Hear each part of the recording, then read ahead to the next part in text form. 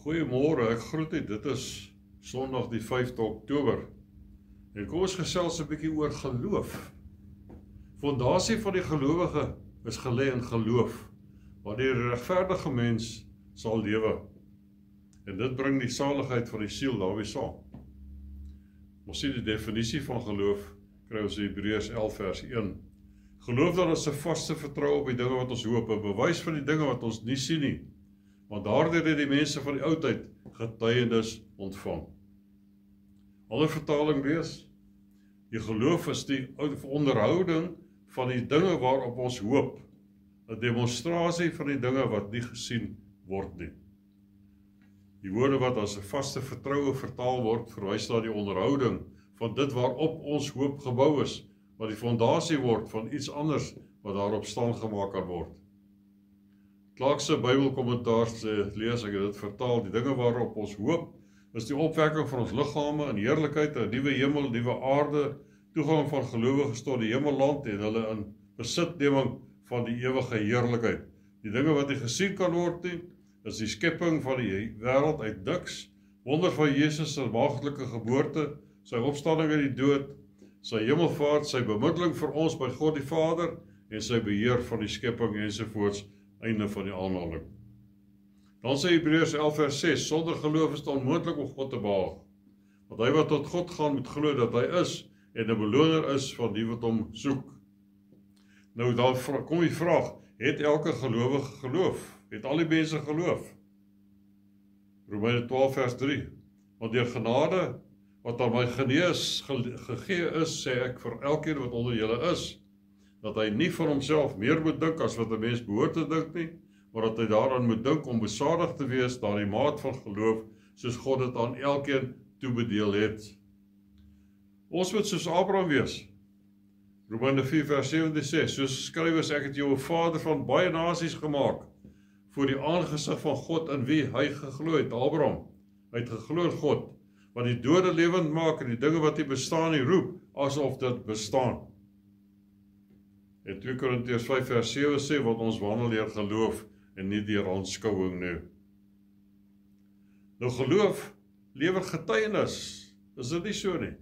Hebreërs 11 vers 2, want daardeur het die mense van die oudheid getuienis ontvang. Deur die geloof verstaan ons dat die wêreld deur die woord van God toeberei is, sodat die dinge wat gesien word, nie ontstaan het uit gesienlike dinge nie. Deur die geloof het Abel 'n beter offer aan God gebring as Kain, waardeur hy getuienis ontvang het, dat hy regverdig was, omdat God oor sy gawes getuienis gegee het. En deur dieselfde geloof spreek hy nog, nadat hy dood is. Deur die geloof is hier nog weggeneem, om die dood nie te sien nie, en hy is nie gevind nie, omdat God hom weggeneem het, want voor sy wegneming het hy getuienis ontvang, dat hy God behaag het, met ander woorde het hy God geglo, want sonder geloof is dit onmoontlik om God te behaag. En vers 7 sê, deur die geloof het Noag, toe hy 'n goddelike waarskuwing ontvang het, aangaande wat nog nie gesien was nie, met eerbiedige vrees die ark gereed gemaak tot redding van sy huisgesin, waardeur hy die wêreld veroordeel het, en 'n erfgenaam geword het van die geregtigheid wat volgens die geloof is. Onthou, Noag het nie geweet van reën nie. Daai tyd toe hy geleef het, was daar nie reën gewees, daar nooit 'n druppel water in die hemel uitgeval nie. Hy het nie geweet wat kom nie. Hy het nie geweet van 'n skip nie. God het dit vir hom die afmetings van die ark gegee. Nou verwysende na Noag en ook na Lot, waarvan Jesus verwys het in Lukas 17 vers 26 tot 30. Hulle het albei getuienis van God ontvang dat hulle regverdig was. Gelees gerus op daaroor. En daardeur is hulle gespaar van God se wraak, wat op 'n goddelose en onboetvaardige wêreld uitgegiet sou word. Ons is geregverdig deur Jesus Christus. Dat sê vir ons baie. Dan skryf hierdie outeur verder oor die geloofshelde, die brief van Hebreërs 11 van vers 13. In die geloof het hulle almal gesterwe sonder om die beloftes te verkry, maar hulle het dit uit die verte gesien en geglo en begroet, en het bely dat hulle vreemdelinge en bywoners op aarde was, want die wat sulke dinge sê, verklaar dat hulle 'n vaderland soek. Is ons nie ook vreemdelinge en bywoners nie? Gelees gerus verder, pragtige hoofstuk hierdie, hoofstuk 11. En dan som hy outeer hier op, in vers 32. Wat sal ek nog meer sê? Want die tyd sal my ontbreek as ek van Gideon, Barak, Samson, Jefta, Dawid en Samuel en die profete sou verhaal. Wat deur die geloof koninkryke oorweldig het, regtigheid uitgeoefen, beloftes verkry, bekke van leeu's toegestop, die krag van die vuur uitgeblus, die skerpte van die swaard ontvlug, krag uit swakheid ontvang het, dapper gewees het in die oorlog, leers van vreemdes op die vlug gedryf, vroue het hulle dode deur opstanding teruggekry, en ander is gefolter, en wou geen bevryding aanneem nie, om 'n beter opstanding te kan verkry. Ander weer het die proef van bespottinge en geestelinge ondeurstaan, ook van boeie en gevangenes. Hulle is gestenig, in stukke gesaag, versoek, deur die swaard vermoor. Hulle het rondgeloop in skaapvelle en in bokvelle. Hulle het gebrek gelei, hulle is verdruk, mishandel. Die wêreld was hulle nie werd nie.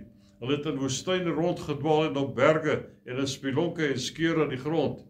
En alhoewel hulle almal deur die geloof getuienis ontvang het, het hulle die belofte nie verkry nie, omdat God iets beters oor ons beskik het, sodat hulle sonder ons nie volmaak sou wees nie. Wat het toe die apostel by die belofte nie verkry nie? Onthou, daar was gelowiges, regverdiges, voor die vloed, daar was na die vloed ook sulke mense gewees, onder die wet was daar sulkes gewees, en kom ons sê, hulle het 'n kerk uitgemaak.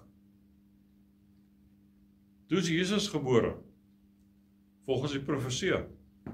Hy kom verkondig die evangelie, hy word gekruisig, hy sterf, hy word begrawe, hy staan op die 3de dag op, hy vaar op na sy Vader in die hemel. En op Pinksterdag word die kerk van Jesus Christus gebore. Dit noem ons die dispensasie van die evangeliese kerk, kerk van Jesus, maar die eerste kerk, wat ons net al gesê het, kon nie volmaak wees sonder hierdie kerk nie, wat deur die verkondiging van die evangelie ontstaan het, om daarmee saam in die hemel te wees nie. Onthou, daardie kerk was in die doodryk in bewaring gehou in Vader Abraham se boesem, en nadat Jesus, in die tyd wat hy in die graf was, het hy neergedaal in die doodryk, en hy die evangelie gaan verkondig daar, en hulle daaruit verlos uit die kettings van daardie doodryk, en het was saam met hom gevat paradys toe, saam met die hower wat hy kruis sal langs hom gehang het.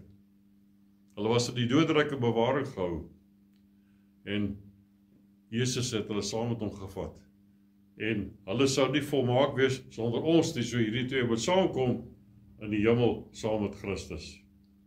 En waar is hulle nou?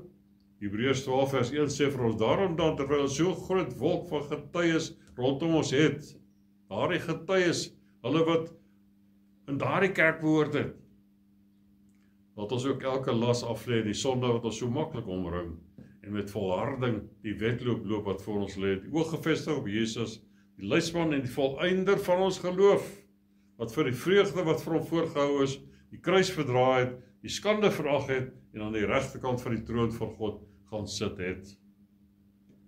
Ons leef in die dae van Noag en van Lot, soos Jesus gesê het. Die apostel Paulus het waarsku, hy skryf aan Timoteus 1 Timoteus 4 vers 1, die Gees sê uitdruklik dat in die laaste tye sommige van die geloof afvallig sal word, en verleidende geeste en leringe van duiwelse aanhang, deur die geveinsdheid van leenaars wat gebrandperk is in hulle eie gewete. Wete is toegeskroei, sê die Engelse teks, wat verbied om te trou en gebied dat die mense hulle moet onthou van voedsel wat God geskaap het, om met danksegging gebruik te word, deur die gelowiges en die wat die waarheid ken. So Noag se geregtigheid deur geloof, het vir hom en sy familie veiligheid in die ark bewerk. Lot se het vir hom veiligheid daar in die land van Zoar bewerk, weggeruk uit die Sodom en Gomorra voordat hulle vernietig is. Hulle het die komende oordeel. Hulle het daarvan, kom terug na Noag toe. Hy het die komende oordeel van God, het hy verkondig aan die mense wat daar verbystap by die ark gemaak het. Hy het al sy bure vertel, sy vriende vertel, selfs hulle wat hom al bou het vir hulle gesê, waarom bou hulle die ark? sodat hulle kan voorsorg tref. In plek van voorsorg tref, het hulle verkies om sy waarskuwings te ignoreer en hulle die duurste prys betaal vir hulle ongeloof.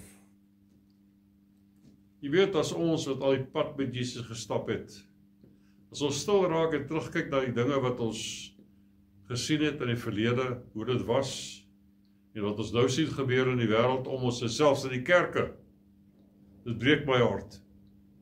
Ek weet nie van u nie. Jeremia 6 vers 16 sê, so spreek die Here, staan op die weë en kyk en vra na die ou paaie, waar tog die goeie weg is, en wandel daarin. Julle sal rus vind vir julle siele. Jeremia 18 vers 15. Nogtans het my volk my vergeet. Hulle laat rook opgaan vir die nietige afgode. Die het hulle laat struikel op al hulle weë, op die ou paaie, om te loop op sy paaie, 'n ongemaakte pad. Wat die wêreld van vandag baie meer nodig het as ooit. 1 Korintiërs 2 vers 4. En my rede en my prediking was nie die oorredende woorde van menslike wysheid nie, maar in die betoning van gees en krag. Sodat julle geloof nie in wysheid van mense sou bestaan nie, maar in die krag van God. Jy weet, die evangelie is oud, maar dit het nooit verander nie.